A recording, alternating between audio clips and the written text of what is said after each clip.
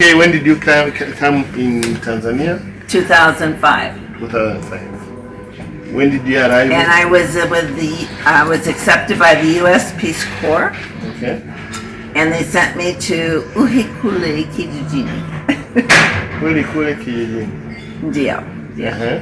Mimi toka Marekani, lakini mimi sema Kiswahili baya sana kidogo kidogo kwa sababu I was 65 years old when Peace Corps accepted me and sent me to Uikuli village. And now what's your age? I will be 86 next month. Okay. So what did you do at Uikuli? Primarily, I was in charge of, I was a wanamazingira. Okay. It took me 2 months to learn how to say it. And my job was to help the villagers income generating projects. I taught the mamas how to make jam, and we made 6 flavors of jam, and we sold it in Dar es Salaam to big hotels. I also wrote a grant and got money from Americans to build a dispensary. Then I thought maybe a maktaba, a library, would be nice to have by the school, by the elementary school in Uikuli. And therefore I wrote another grant and got money from America to build a maktaba, a library. And then many friends sent me books, little golden books, all kinds of books. And then I went to Dar with the extra money from the grant and bought many Swahili books. Then I was back in America for a visit, and I had a eye exam, and my eye doctor said, why do you go to Africa? And I said, because there are so many things I can do to help the more unfortunate and needy. And so I said, why don't you come to Africa and help people with bad eyes? And he said, no, but he said, I will train you how to read the eyes, and I will give you hundreds of eyeglasses to take back. And so I fit many people with eyeglasses.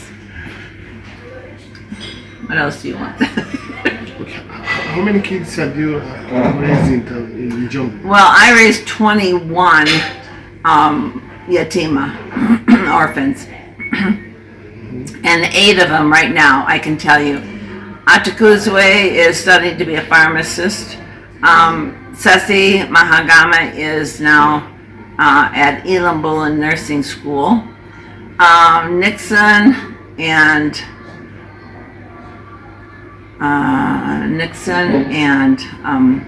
Hosea and I believe Frankie are all in Dodoma University.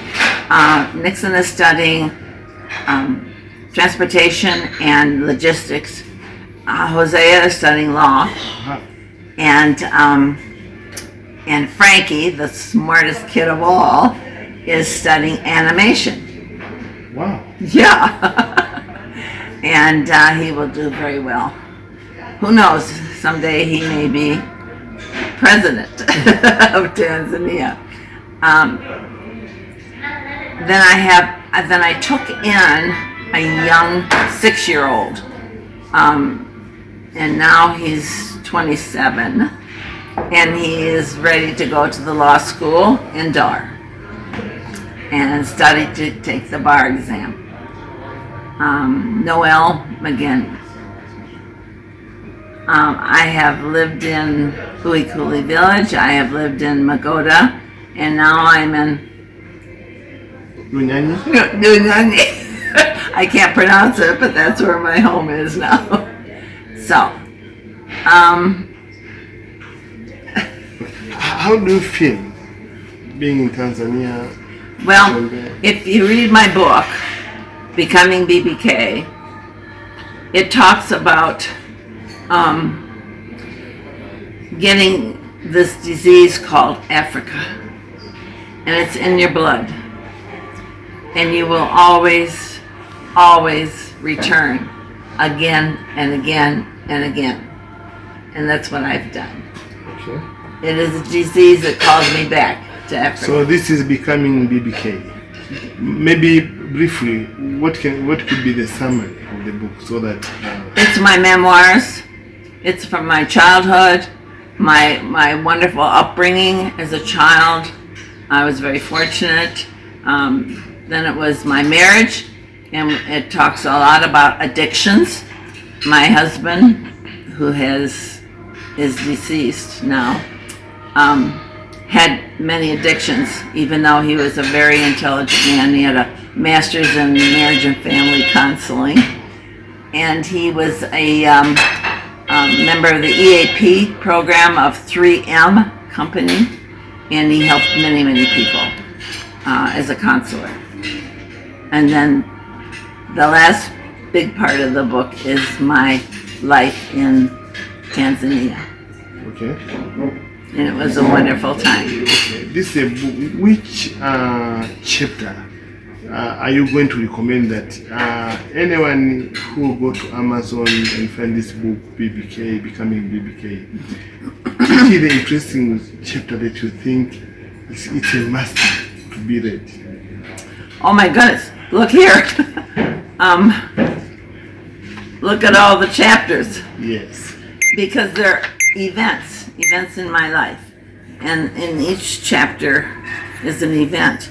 I think there's so many good ones here.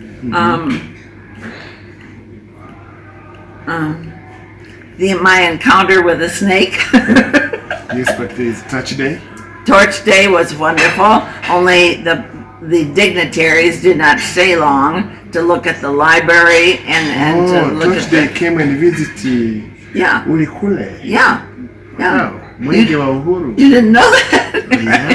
Yes, they came and visited the maktaba that Yes. was just finished. How did you feel that day? Well, it was fun, but they only stayed 15 minutes. But were you excited? Yeah, oh yeah. I mean, I was up most of the night preparing for it, and then they went down to the dispensary. Did you have time to touch the torch? No, I didn't touch the torch, but they came in, a bunch of them, and a bunch of people from probably Dar and all over, and they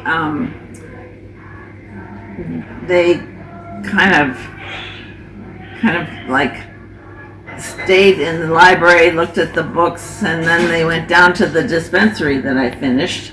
Then they opened up. And then they spent quite a bit of time there. And the jam mamas, unbeknown to me, go to my house and make jam, and they're selling it down at the dispensary. And actually, they sold everything. I was upset because they made a mess of my house, but I was proud of them that they made the jam for the dignitaries to buy. Yeah. Okay. Okay. And then this is such a good article. It's written by an author in America. He's been over here to Africa many times. He's been very helpful. Okay. Yeah. There's so much in the book. So this book is Becoming BBK. And I've sold hundreds of them myself. And I found somewhere here, you wrote here, dedication. Whom are you dedicating the book to? 248. 248. 248. 248. Okay.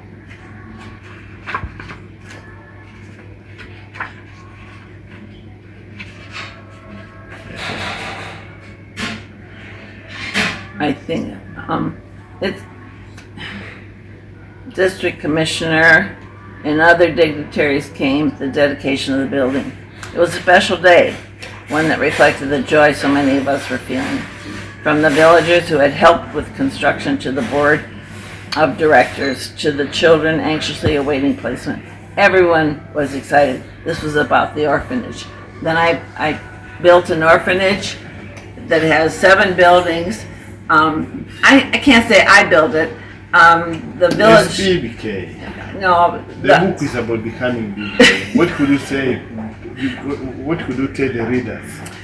I would tell the leaders that I was able to do what I did because the Lord was with me all the way. He helped me do things that I thought were impossible. I did not think that I could ever do some of the things I did. But with the Lord's help, you can do almost anything. So I placed the guilt on the Lord for everything I did. And it was a wonderful orphanage, and now it's been closed for over a year. And I'm very disappointed in some people here in Tanzania who have kept that orphanage closed.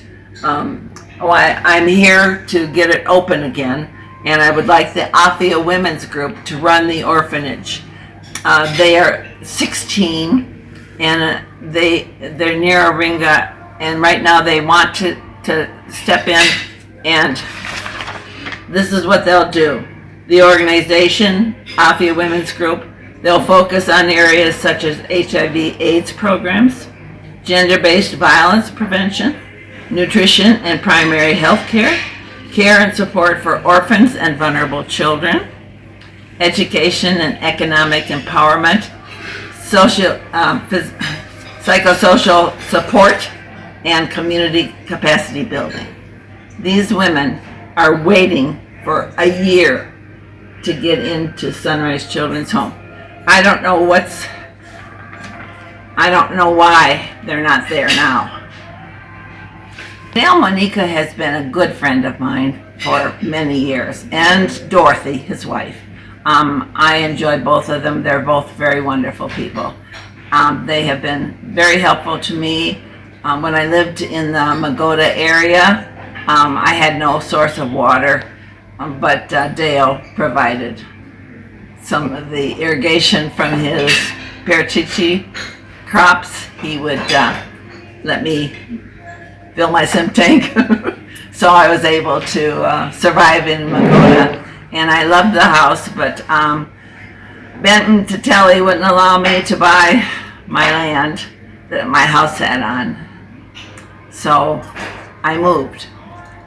My book was published in May of this year of 2025, and I would like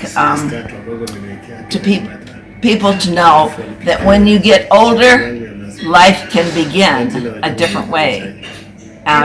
When you retire, you don't need to sit and watch TV all day. There's so many things you can do. You can, if you're American, you can help at the local elementary school. You can work at the soup kitchen.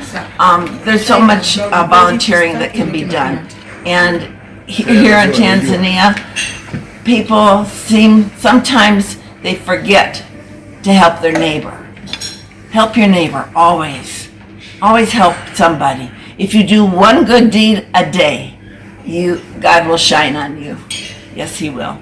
He wants people to serve each other and not be jealous. Be kind. Be nice. Thank you. I have a new sign I'm going to put up as soon as my fence is done around my house, and it's going to say, "Be kind, be nice," and that's what we need to do.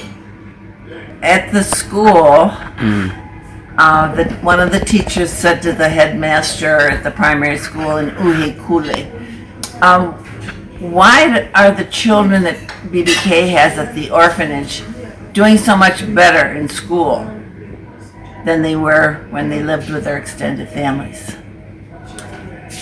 And the headmaster said to the teacher, "Why don't you ask BBK?" We did not feed ugali 3 times a day. We fed beans and rice and salads and meat. And the children thrived on that diet and did better in school because they were getting nutritious food.